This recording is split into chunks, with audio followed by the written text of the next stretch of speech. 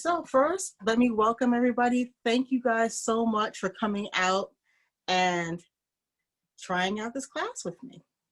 My name is Lisa. I'm the owner of A Knit Sheep Yarns. We're in gorgeous Mount Laurel, New Jersey in the Rancocas Wood section. And I don't know if all of you know my shop. I'm in a little log cabin right on Creek Road. So when you can, come out and see. Okay, so I wanted to just have a little talk first and see if I could answer any questions you guys might have about keeping the hands healthy and not having hand pain. But I have to do the disclaimer first. I am not a doctor. None of this constitutes medical advice. I am in no way qualified to diagnose anything or prescribe anything. These are just suggestions that I have found have worked for me. Okay, so now that disclaimer is given, here we go. So one of the things you want to think about is the nature of both knitting and crochet. It's a series of repetitive movements. If you're a crocheter, whether you're a left-hander or a right-hander, you're doing some variation on this. And we can do that for hours on end. If you're a knitter, you're doing the same motions over and over again. And what happens is we can get repetitive stress injuries from that sort of thing. And in the research I did preparing for this class, I found out that a lot of the same muscles that we use in knitting and crocheting, we use when we're on the computer. We are typing, we're mousing. So not only are we getting the repetitive stress from our crafting, we're getting repetitive stress from being on the computer and being on our devices. So you're doing this, you're tapping those keys, all the same muscles. And I think because of the pandemic, we're on our devices even more than we used to be, some of us. I know I am, and I'm quite addicted to my devices, so I'm on my devices a lot. So one of the things you can do to ease up or even avoid hand pain, and the first suggestion I'm going to give is the hardest one. Take a break. Moderate the amount of time you spend on your computer. Moderate the amount of time you spend crafting. It also helps to switch up. So if you do more than one craft, think about and plan the time that you're going to do any one thing. So if you spend a lot of time crocheting and you're also a spinner, switch to spinning sometimes within the same time period. If you don't want to stop your crafting altogether, switch to something else because you'll use different muscles and give some relief to the muscles you've been using. And I often have people come into the store and they do talk to me about having hand pain. And the first thing I tell them is just that. You might need to take breaks. So your first line of defense is changing activity, using different muscles. Your second line of defense is taking breaks. Your third line of defense, and this is something I focus on and stress when I am teaching beginners, is pay attention to how you're sitting when you're working. And you don't even have to sit. Like knitters and crocheters can stand up and still continue to work. So look for the position that you're the most comfortable in and stay in that position. You want to keep your shoulders back. And just in doing that, I opened up and you heard that deep breath I just took? I just made room to take that deep breath. So if you're finding that you're rounding your shoulders, remind yourself that's the first thing to do. Roll back and straighten up. Also, it does not hurt to support yourself. If you can sit at a table of some sort, or if you have like a lap desk you can put in your desk, support yourself support your hands. And I know this is going to go counter to everything we've been taught. Put those elbows on the table and give yourself some support while you're working. You'll be able to work much more comfortably.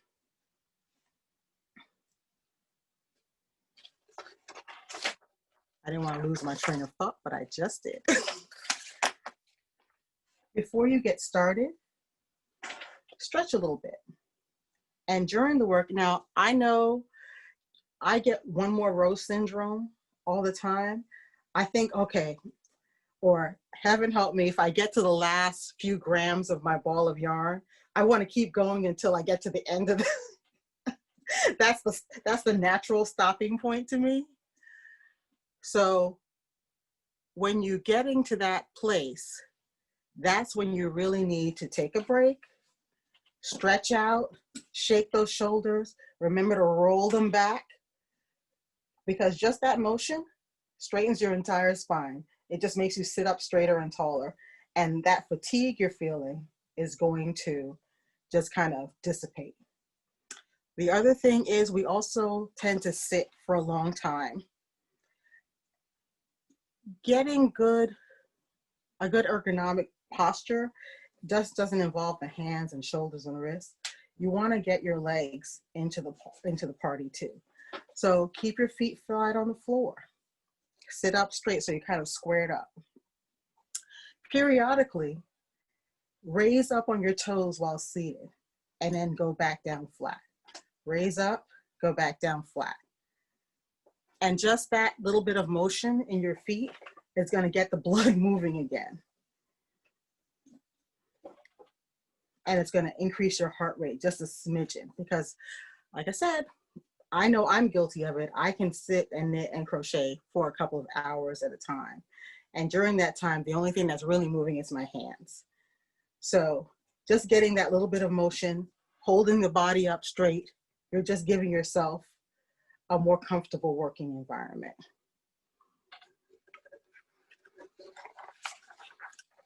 Also, we also have a tendency to work through pain. If it's hurting you, stop for a little bit. You don't have to, get rid of the project or anything like that. But if your hands are hurting, don't work through the pain. Take a break, do some other activity, give those hands a rest.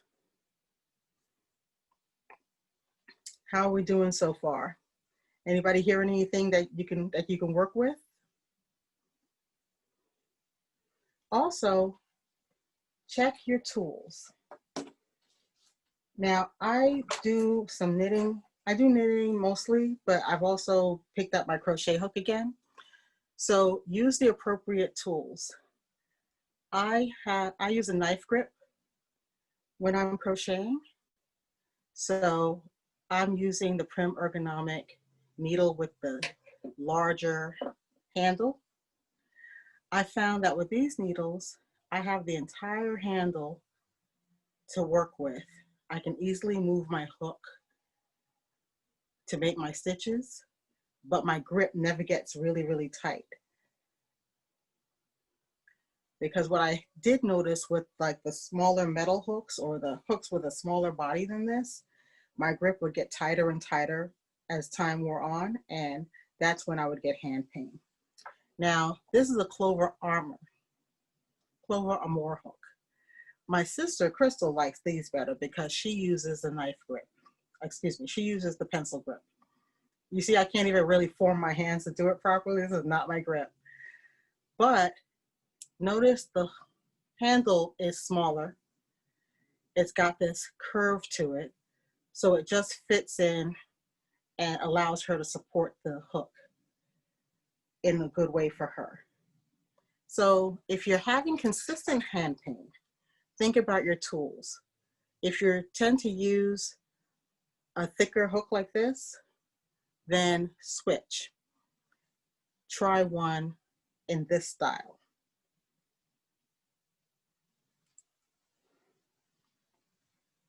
The design of the hook also will have an impact on you. Some people have an easier time with the hook that's more in line, rather than the angled one. And you see both me and my sister like the angled hook. So those are all things that you can try to make your hands feel better. Get the hook that supports the grip that you like to use when you're working. Knitters have the same issues. These are the Prim Ergonomic knitting needles. If you notice, let me see if I can hold it up. Instead of the traditional round body, it has a more triangular body. It has, I don't even know what to call this. I call it the nubbin. It has a nubbin on the end, and it helps you pick up your stitches more easily. Although my sister Crystal says that all knitting needles should have a hook on the end, it would make knitting a lot easier. But I find that if you're having hand pain as a knitter, one of the things you can do is change the shape of your needle from the typical round body to either a square or a triangular body. I was finding that I was developing like numbness right here when I was using my round needles, and I switched to squares, and I switched to some of these. And for longer projects, that numbness in my finger right here just kind of went away. And it has had something to do with the shape of the needle. It's also made of a lightweight material that has some give to it. So switching to a lighter weight material that's warm to the touch and has a bit of give to it will also make for a much more comfortable knitting experience. And consider something like this. This is a carbons straight needle. They come in straights, double points, circulars. But this also has a lightweight body that's warm to the touch. But if you like your metal for a nice accurate knit, it has the metal tip. So you're kind of, at least for my taste, you're getting the best of both worlds. You have that flexible body that's warm to the touch, but you still have your metal to get into those stitches with. Finally, I can also suggest if hard needles that are cold to the touch are a problem, there's also wood. That might also be a solution for your tools. These are the Addy Flexi Flips in wood.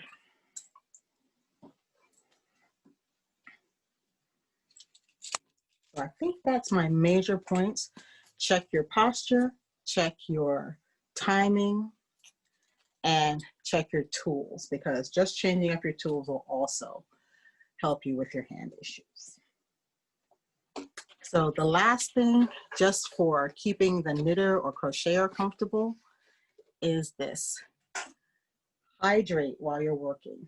We can work for a long time, sitting in one place, not moving, not eating, not drinking. Keep a container of water or some other beverage near you. I'm gonna have a sip right now. Just to keep yourself hydrated.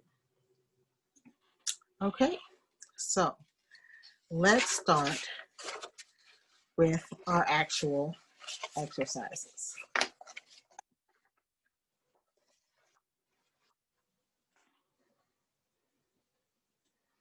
So the first thing we're gonna do is we're gonna stretch our fingers and wrist flexors. So we're gonna extend one hand in front of us, right? And as you extend that hand, really just push at the air in front of you. And you're gonna feel a stretch that runs all the way down to your wrist. Take the other hand and just pull it gently back.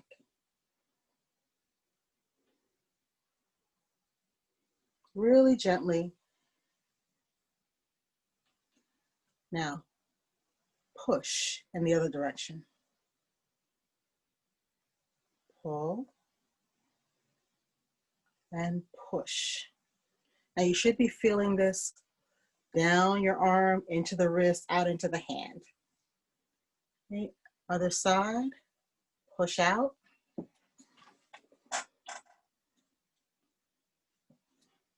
pull back very gently. Do let your thumb stick out. Push and pull. If you need to support your arm, that's perfectly fine. Support your arm. Push and pull. Now both together. Push out.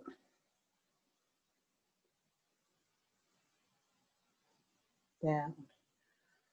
Up and down. Rest. Now, how's that feeling in your arms? Are you feeling the stretch? Yeah, now I'm getting cracks in mine. I'm getting like cracks in my wrist. Let's round those shoulders up, back, and down. And if you need to let that breath out, if that downward movement is pushing the breath out, let it out and just make whatever sound you need to make.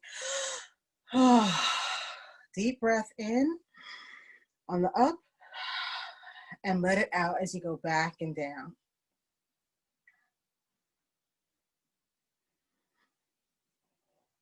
Now let's do the other direction. So now it's up, forward, and down. Up, forward, and down.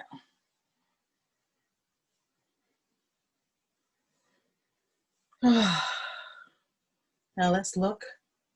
I'm looking to the right. It might look left to you. Either way, go one way, then the other. Let's listen to the right. Come back to the center and look to the left. Come back to the center. You can take a breath here, let it out, and look to the left. Take a breath, let it out.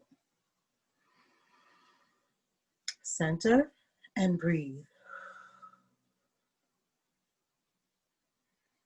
Let's look to the left. And then let's look to the center again. And take that breath and let it out. Now, everybody, let's sit up straight. Put your feet flat on the floor if you can. If it's uncomfortable to have your feet flat on the floor, put a footstool under your feet, and raise them up higher and sit them flat on the stool. It doesn't have to be a stool in particular. A box will work just fine. Just raise the floor up to meet your feet so that you're comfortable sitting up straight. If you don't have the strength in your lumbar to sit up straight like that, put a pillow behind you and let the pillow support you, just so that you can be in that more straight position.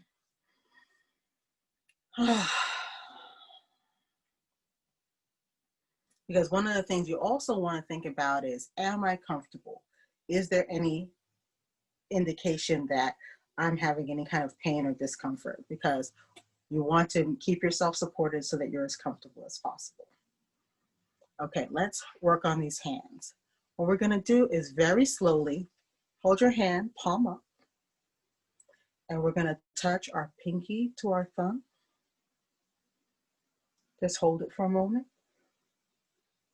Release. Then the ring finger to the thumb. And the slower you do this, the better. Middle finger to your thumb. And release. Pointer to your thumb. And release. And just let that hand rest on your lap. That way each hand gets a little bit of a rest in between the exercises. Raise your other hand up, palm up, and then just gently touch your pinky to your thumb. We're going to hold that there and then slowly release it. We're going to touch our ring finger to our thumb and let it be very slow. And you're actually going to be feeling this The slower you go, the more you feel it. Middle finger to your thumb. Release. Index finger to your thumb. And release. Very slowly. Turn your hand back over. Let it sit on your leg. And raise your other hand back up. Pinky to your thumb.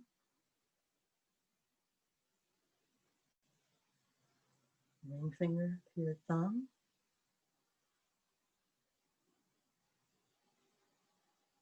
Middle finger to your thumb. Release. Point your finger to your thumb. And release. Turn that hand over. Let it rest on your leg. Let's do the other hand one more time. Pinky to your thumb. Release. Ring finger to your thumb. Release. Ring finger to your thumb. Release. And pointer to your thumb. And release.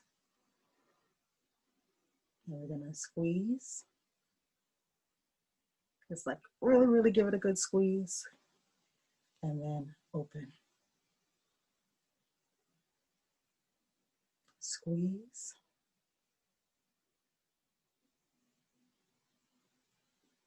And open.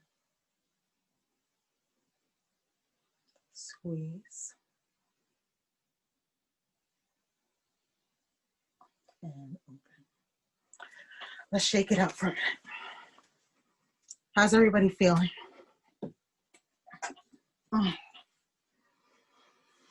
Oh. Get a sip of water.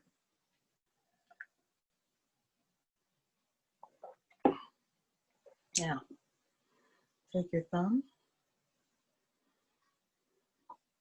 Let's give it a soft bend.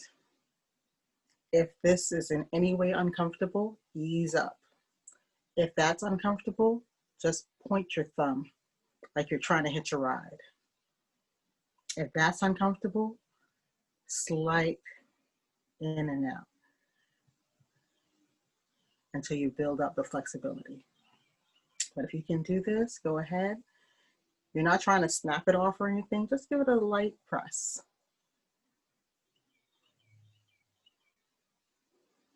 Other hand.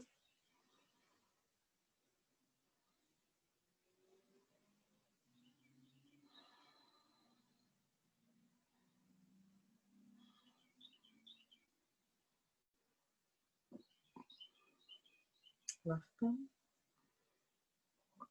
Let's do this for like maybe three breaths.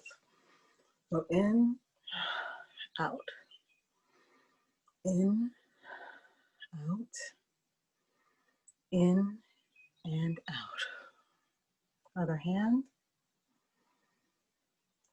In and out, in and out, in and out.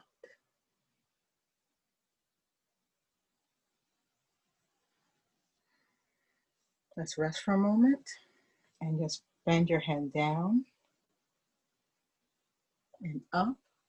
Just let your hands rest on your leg, on your thighs, anywhere that's comfortable. Look up.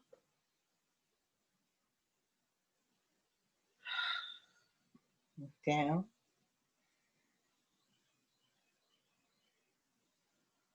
Look up.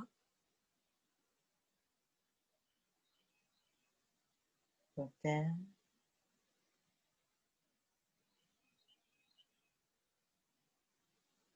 Look up. And look down.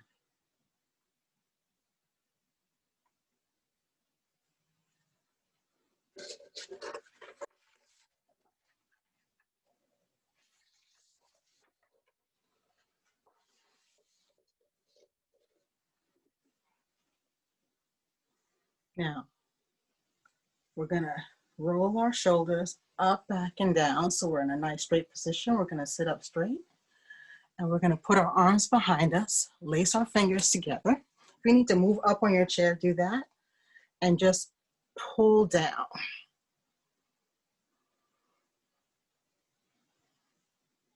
Now, you don't have to pull super hard. If what's comfortable is just lacing your hands behind your back, then just do that. Try stretching slightly down, see if that's comfortable. If that is, you can go a little bit deeper.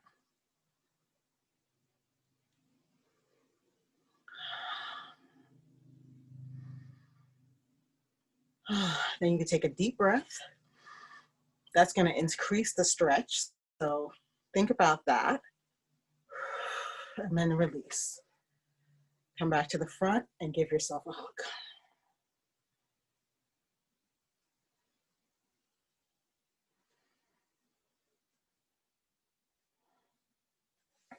Now let's stretch back again one more time. If you can just put your palms together behind you, that's fine. If you can lace your fingers, fine. Take a deep breath and stretch down.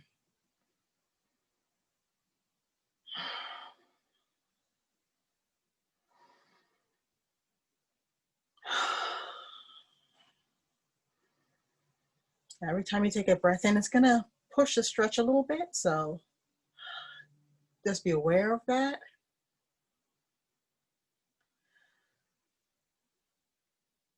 Release, come back around and give yourself a big hug.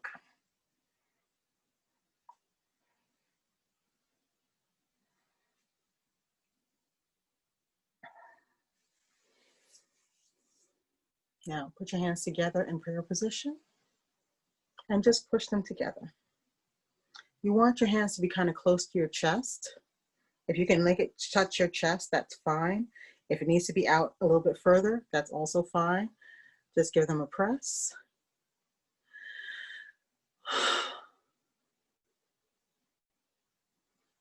And release. Give them a rest. Now you should be feeling that in your wrists. Hopefully everything feels looser. Let's do that one more time. Prayer position. Push them together. If there's pain, don't push so hard. Relax. If you can just come here, fine. If it needs to be a little bit lower, also good. If you can touch your chest, great. But there should be no pain.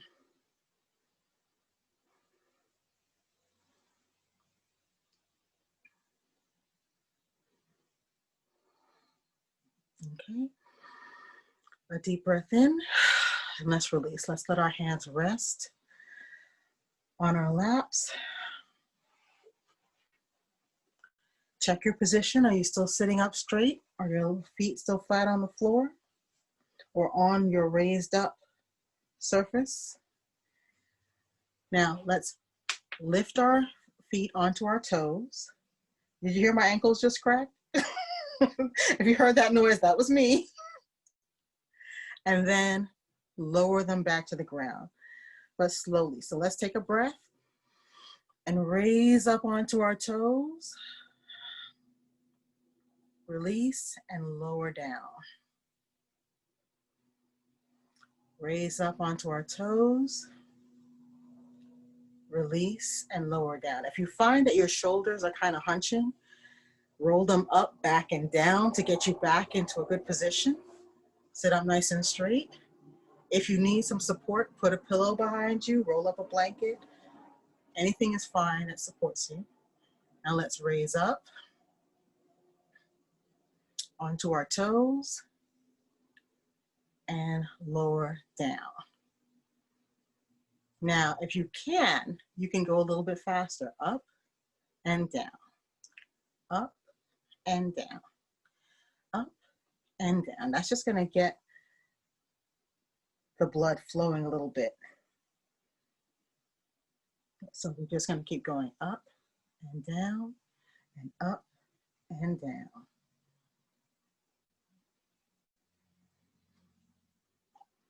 Have a water break if you have a drink near you.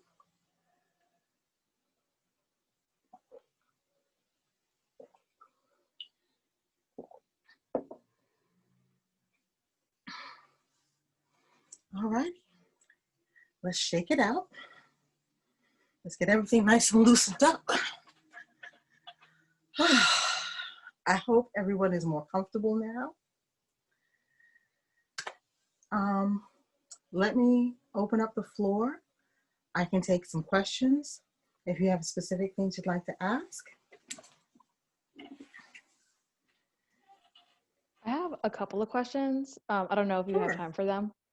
Okay. Sure. So first off, when you were talking about knitting needles, I've been seriously knitting for about like 2 to 3 years.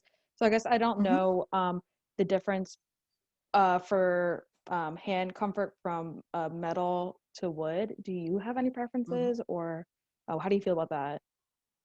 Well, actually, it depends on what material I'm working with.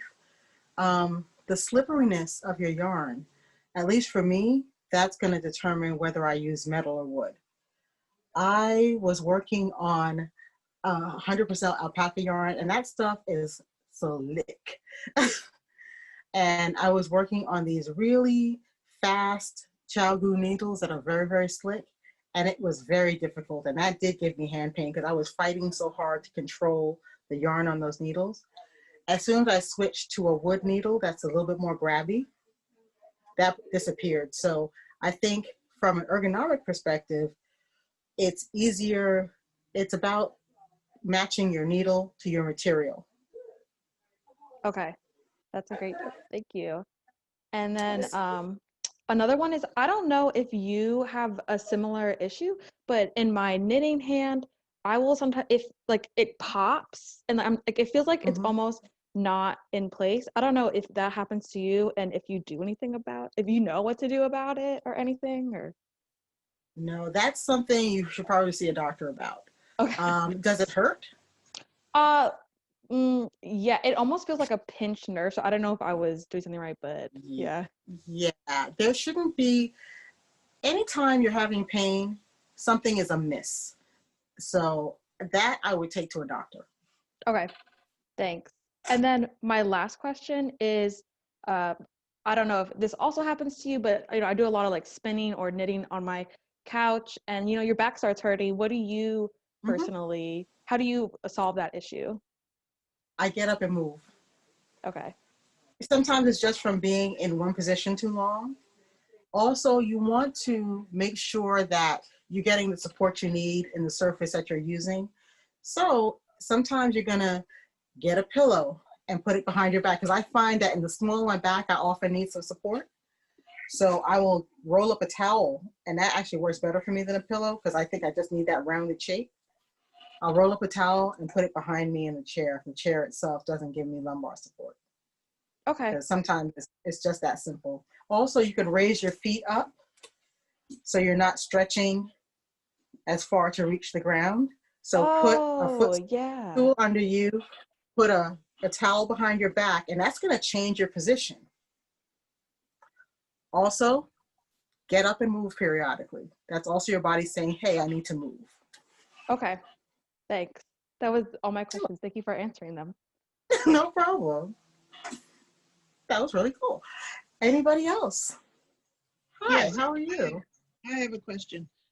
Do you know if circular needles come in triangular or square design? Yes, they do. There's a couple of companies that make them. There's Collage square needles. Prim also does circular needles. Okay, great. I'm writing this down. I have not tried them, but it sounds intriguing. Yeah. Like I said, I found I was having that issue with, but I was also knitting for hours on end. So I'm sure. it's a combination of things. But I was actually able to knit longer without that numbness developing right along here. I guess it pressed on a nerve in a funny way. But once I switched the shape of my needle, that issue disappeared. Thank you. You're welcome.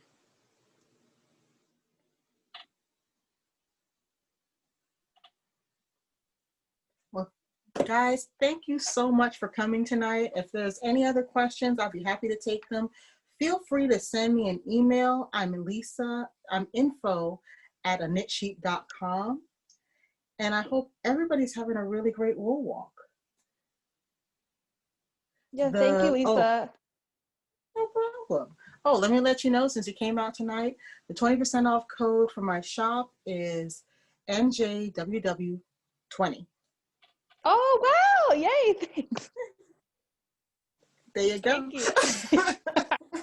Yeah, thanks. You guys have such a good night. Thank you. It was a Bye, good everybody. It session. was Thanks really for having fun. me. It was good. Yeah, You're welcome thanks. for me. Thank you. Bye. Bye-bye. Bye-bye.